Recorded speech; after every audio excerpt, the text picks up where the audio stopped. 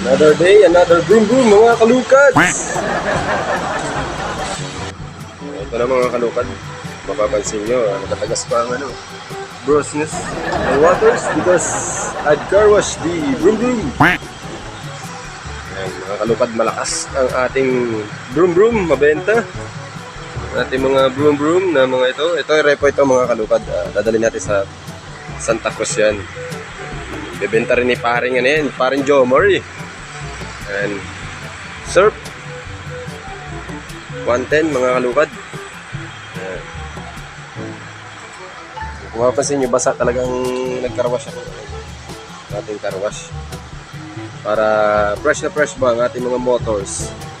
So abangan nyo mga kalukad natin dyan sa Santa Cruz. Deliver tayo ng mga broom broom. Shoutout po sa mga taga Santa Cruz there, all over the world.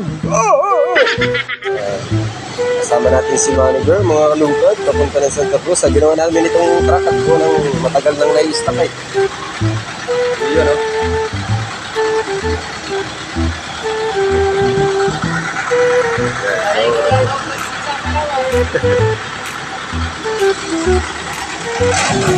So, ba't yung battery niya kaya matagal-tagal na naka-stack.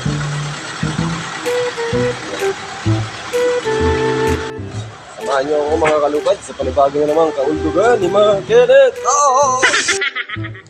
Paki-comment naman po mga kalukad kung taga saan kayo para alam natin kung saan nakaabot ang video kong ito. Shoutout po sa inyo mga kalukad. 3 hours later. After so many hours, nandito na tayo mga kalukad sa Manlibunan, Santa Cruz. Dito na rin natin ibababa ang ating mga broom broom. Sa mga taga Santa Cruz po, kumuha pa na po kayo ng mga bagong broom broom dito sa Manlibunan, Santa Cruz, Marinduque. Shoutout po kay Mr. Jomar Villanueva, po lamig ng Santa Cruz. Shoutouts. Saka po kay Ara. Hoy, mo din yun. Porta na.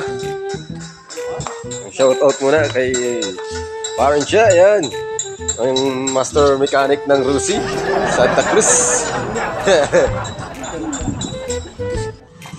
Bababa na muna natin mga kalukad. Tatanggalin natin mga tali.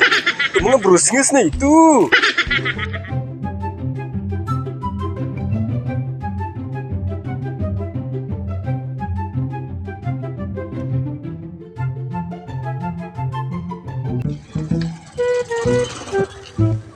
Shoutout po sa mga taga Santa Cruz. At bibili tayo ng mga sito dahil nauuhaw na ako. Dito tayo sa palengke ng Santa Cruz mga kalukads.